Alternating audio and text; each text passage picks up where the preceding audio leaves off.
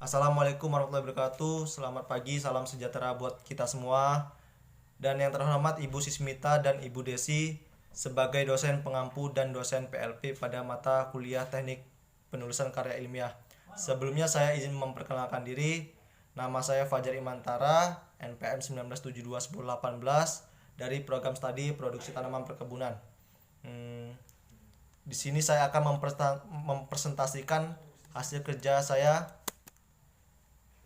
Ada latar belakang tanaman kelapa sawit atau disebut dengan Elais guineaceae Jack, merupakan salah satu komoditas perkebunan unggulan dan utama Indonesia. Selain sebagai sumber penghasilan rakyat, sekaligus merupakan salah satu komoditas andalan ekspor sebagai sumber pendapatan devisa negara. Kelapa sawit berasal dari daerah negara terletak antara Guinea dan Angola di Afrika Barat. Kelapa sawit masuk ke Indonesia pada tahun 1848 sebagai tanaman hias di Taman Kebun Raya Bogor.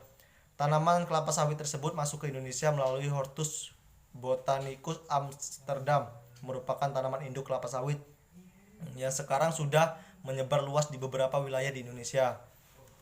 Kemudian tujuannya, yang pertama ada tujuan penyusunan tugas akhir ini adalah agar penulis mampu mengidentifikasi jenis-jenis gulma yang dominan tumbuh pada tanaman kelapa sawit menghasilkan.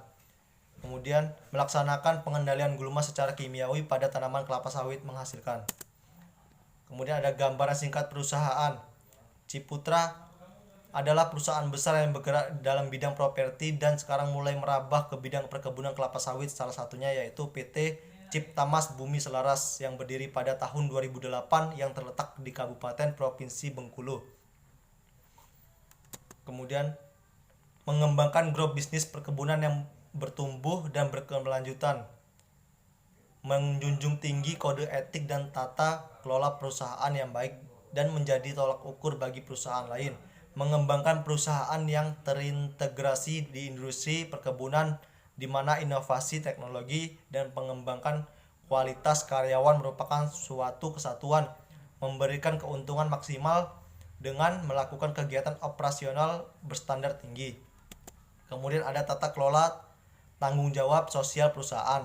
Tanggung jawab sosial perusahaan terhadap keberadaan masyarakat dengan budaya sekitar lingkungan perkebunan dilaksanakan secara kontinu, merupakan penerus dan berkesinambungan dengan keberadaan perusahaan bermanfaat bagi masyarakat dan lingkungan sekitar wilayah operasional perusahaan. Untuk menangani tanggung jawab sosial ini berbentuk departemen tersendiri, yaitu Departemen Humas Corporate Social Responsibility. Kegiatan yang sudah dilakukan antara lain bantuan sarana dan prasarana, kegiatan belajar mengajar di SD, SMP, dan SMU seperti meja kursi dan lain sebagainya. Pembuatan tempat penyaringan air bersih di lokasi perumahan warga yang ada di sekitar perkebunan. Membuat lapangan sepak bola dan lapangan bola voli. Pembuatan perawatan infrastruktur jalan, jembatan yang ada di desa-desa sekitar perkebunan agar mobilitas barang dan produk pertanian dan warga menjadi lebih lancar. Membentuk pembinaan dan membangun koperasi unit yang ada di sekitar wilayah operasional perkebunan. Kemudian mengembangkan budidaya jahe dan bekerja dengan masyarakat yang ada dan tinggal di sekitar wilayah operasional perkebunan. Kemudian ada gulma. Gulma adalah tumbuhan pengganggu tanaman budidaya yang keberadaannya tidak diinginkan.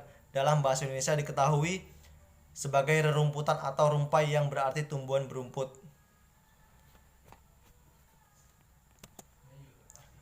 Mungkin sekian itu saja yang saya sampaikan. Kurang dan lebihnya saya mohon maaf dan kepada Allah saya mohon ampun. Saya akhiri, wabillahi taufik wal hidayah. Wassalamualaikum warahmatullahi wabarakatuh.